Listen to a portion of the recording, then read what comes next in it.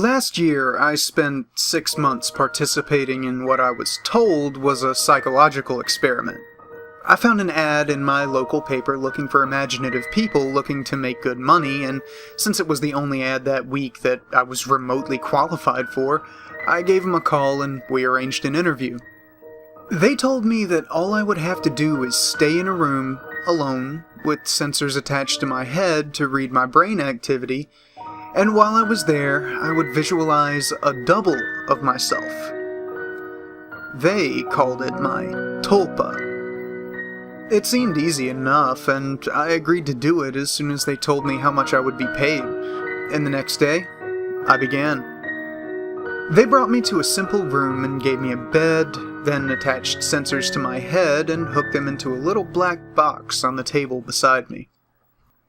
They talked me through the process of visualizing my double again, and explained that if I got bored or restless, instead of moving around, I should visualize my double moving around, or try to interact with him, and so on.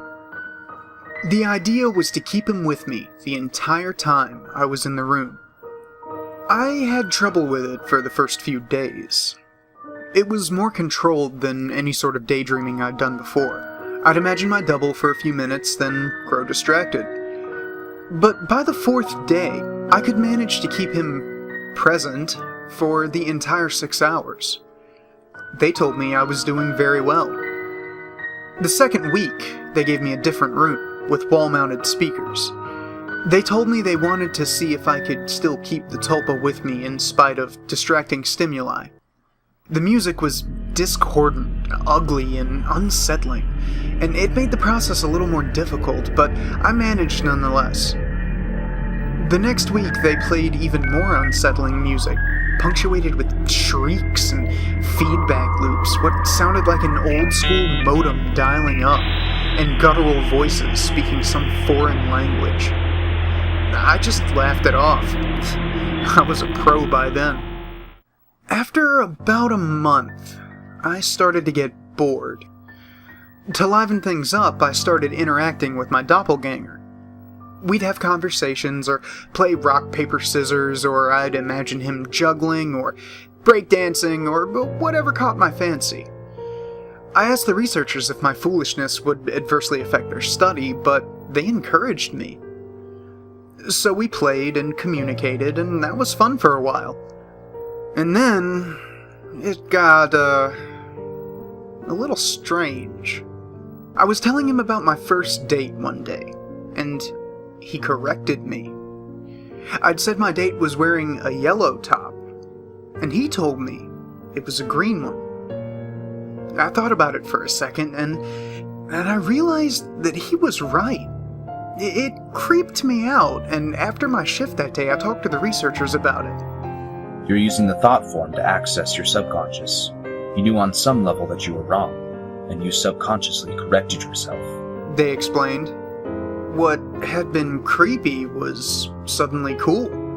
I was talking to my subconscious.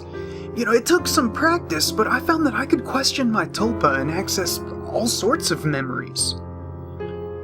I could make it quote whole pages of books I'd read once, years before. Or things I was taught and immediately forgot in high school. It was awesome.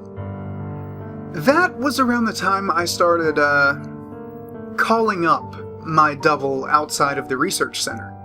Not often at first, but I was so used to imagining him by now that it almost seemed odd to not see him. So, whenever I was bored, I'd visualize my double. Eventually, I started doing it almost all the time. It was amusing to take him along like an invisible friend. I imagined him when I was hanging out with friends or visiting my mom. I even brought him along on a date once. I didn't need to speak aloud to him, so I was able to carry out conversations with him and no one was the wiser. I know that sounds strange, but it was fun. Not only was he a walking repository of everything I knew and everything I had forgotten, he also seemed to be more in touch with me than I did at times. He had an uncanny grasp of the minutiae of body language that I didn't even realize I was picking up on. For example, I thought the date I brought him along on was going badly, but he pointed out how she was laughing a little too hard at my jokes and leaning towards me as I spoke, and a bunch of other subtle clues I wasn't consciously picking up on. I listened, and, well, let's just say that date went very well.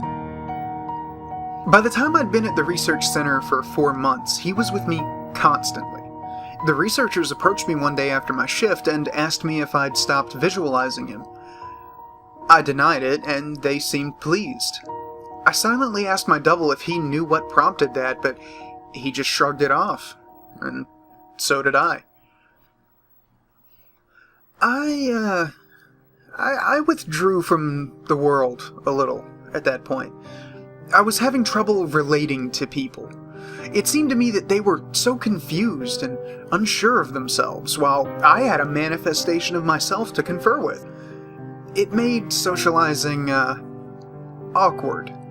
Nobody else seemed aware of the reasons behind their actions, why some things made them mad and others made them laugh. They didn't know what moved them. But I did. Or, at least, I could ask myself and get an answer. A friend confronted me one evening. He pounded at the door until I answered it, and came in fuming and swearing up a storm. You haven't answered me when I called in fucking weeks, you dick. What's your fucking problem? I was about to apologize to him and probably would have offered to hit the bars with him that night, but my Tulpa suddenly grew furious. Hit him! It said, and before I knew what I was doing, I had. I heard his nose break. He fell to the floor and came up swinging, and we beat each other up and down my apartment. I was more furious than I have ever been, and, I was not merciful. I knocked him to the ground and gave him 2 savage kicks to the ribs, and that was when he fled, hunched over and sobbing. The police were by a few minutes later, but I told them that he had been the instigator, and since he wasn't around to refute me, they let me off with a warning. My Tulpa was grinning the entire time. We spent the night crowing about my victory and sneering over how badly I had beaten my friend. It wasn't until the next morning, when I was checking out my black eye and cut lip in the mirror, that I remembered what had set me off. My double was the one who'd grown furious, not me.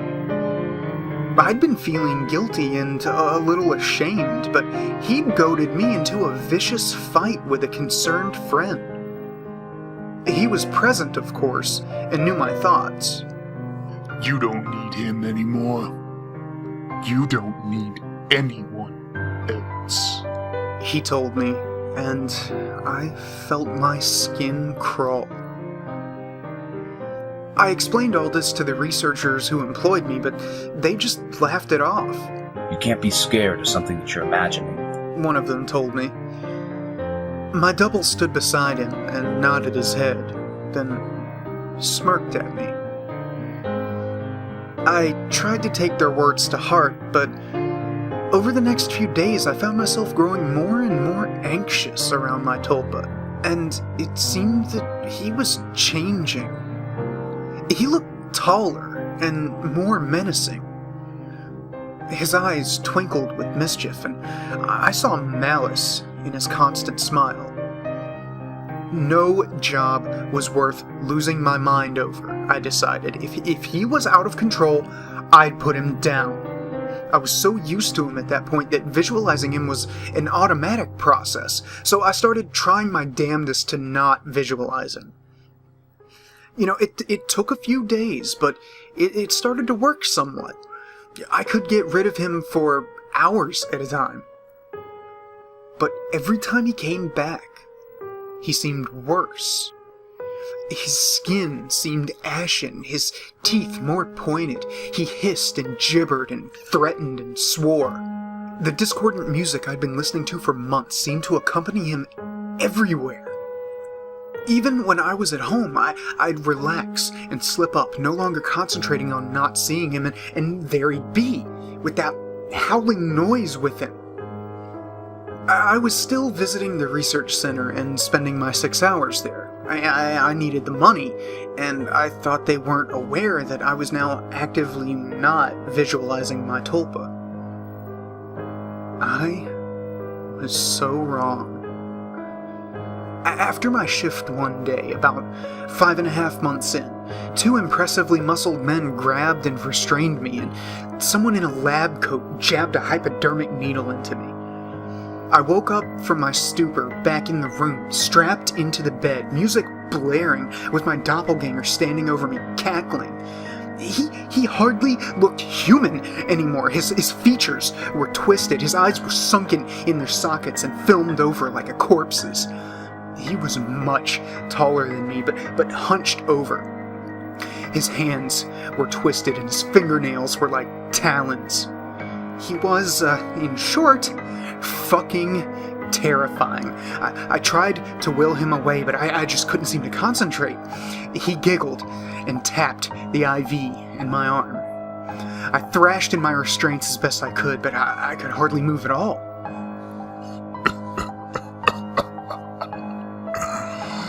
They're pumping you full of the good shit, I think. How's the mind? All fuzzy? He leaned closer and closer as he spoke. I gagged. His breath smelled like spoiled meat.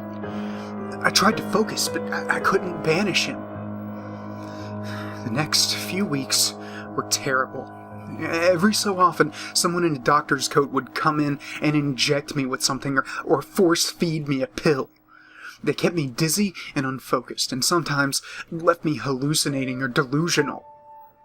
My thought form was still present, constantly mocking. He interacted with, or perhaps caused, my delusions.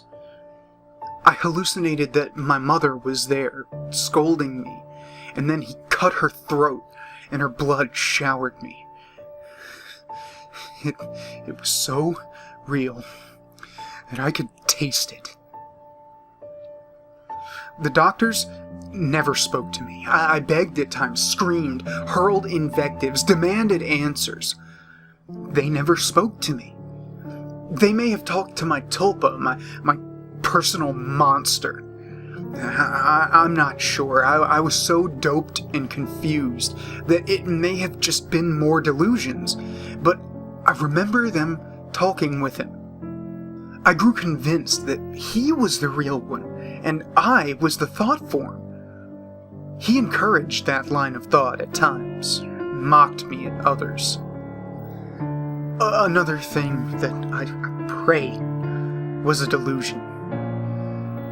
He could touch me. More than that, he could hurt me.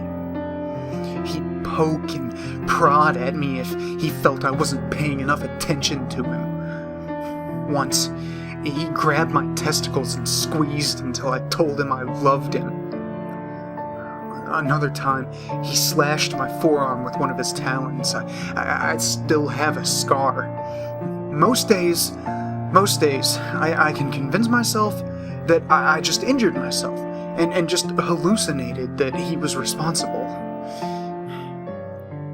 Most days. Then one day, while he was telling me a story about how he was going to gut everyone I loved, starting with my sister, he paused. A querulous look crossed his face, and he reached out and touched my head, like my mother used to when I was feverish. He stayed still for a long moment, and then smiled. All thoughts are creative, he told me. Then, he walked out the door. 3 hours later, I was given an injection and passed out. I awoke, unrestrained. Shaking, I made my way to the door and found it unlocked. I walked out into the empty hallway, and then I ran. I stumbled more than once, but I made it down the stairs and out into the lot behind the building.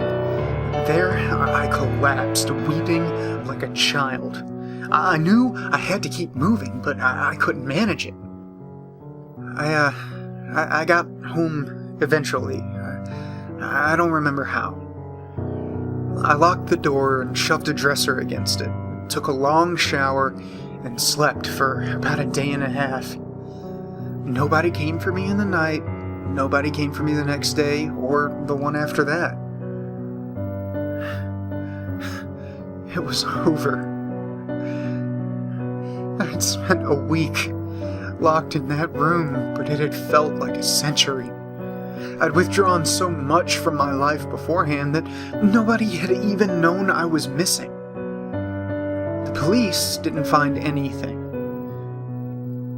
The research center was empty when they searched it. The paper trail fell apart. The names I'd given them were aliases. Even the money I'd received was apparently untraceable. I recovered as much as one can.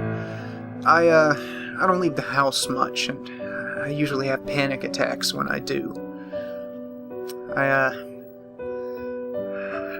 cry a lot. I don't sleep much, and my nightmares are terrible. It's over, I tell myself. I survived. I used the concentration those bastards taught me to convince myself, and it works. Sometimes. Not today, though. 3 days ago, I got a phone call from my mother. There's been a tragedy.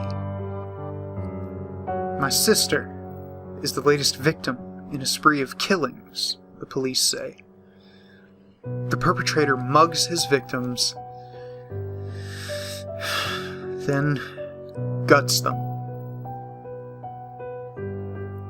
The funeral was this afternoon. It was as lovely a service as a funeral can be, I suppose. I was a little distracted, though.